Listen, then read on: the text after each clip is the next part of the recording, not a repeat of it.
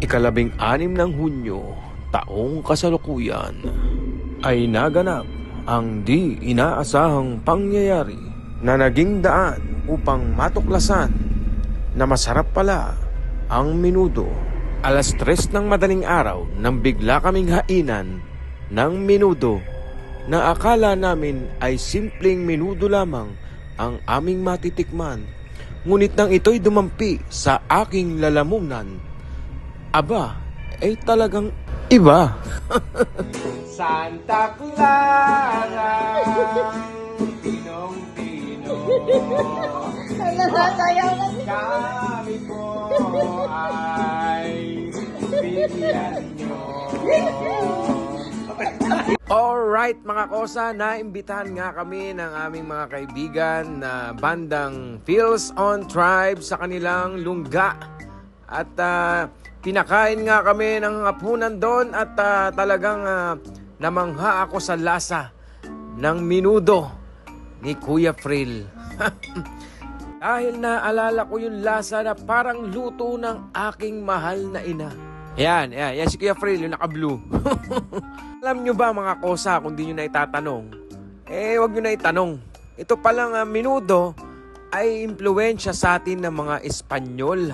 Ngunit sa katunayan, ito ay nagmula sa Mexico. Hindi sa Pampanga, sa bansang Mexico mga kosa.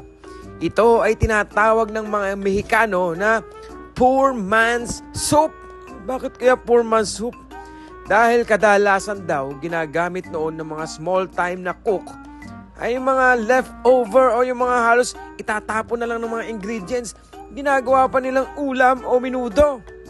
At ang ginagamit pa noon sa halip na karne ng baboy ay sikmura ng baka o beef tripe. O matindi, di ba mga kosa? Mabisang pangtanggal din daw ito ng hangover ng mga Mexicano. Dahil nung araw pala, yung talagang menudo ay parang sabaw, parang soup na nilalagyan ng iba't ibang klaseng herbs na maanghang-anghang. Kaya siguro nawawala yung hangover nila, no? Parang sopas. At ang ibig sabihin pala ng salitang menudo ay small or bits. Kaya pala menudo, parang mini-menudo. Luko-luko. Pero totoo yon mga kosa. Ginugel ko yan Salamat pala sa aming mga tropa Feels on Tribe sa pag-invite sa aming mga Talongko Blues.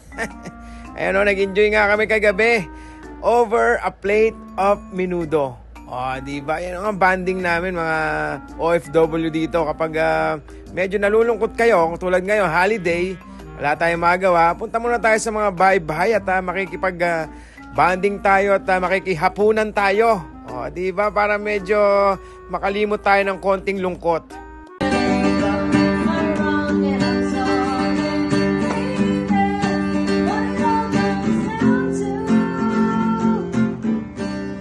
Is that everything's gonna be quite alright?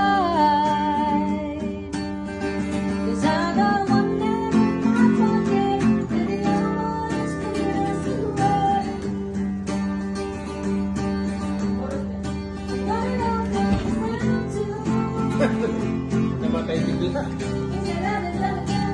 Bukod pala sa menudo, ay hinainan din kami ng tokwat blank. Tokwat baboy dapat yan kaso wala tayong baboy dito syempre. Kaya tawagin natin siyang tokwat blank. Ang sarap din ng timpla ng sauce ng tokwat blank na yan Imagine mo yung suka niya na may lemon, na may manamis-namis na lasa, at katamtaman ng alat na nagmula sa toyo. Naku po, yan ang tokwat blank talaga. Kaya mapapasigaw ka talaga ng anak ng tokwa naman Ang sarap mo, tokwa! Ay, piya! Tokwat blank. Ayan nakahain sa amin yan. At ito syempre si Snowy, nag-aabang na yan ng tokwat blank niya, tsaka menudo. Kung dating malabnaw at parang sopas ang menudo, ngayon ay lalong napasarap dahil naging malapot-lapot ang texture nito.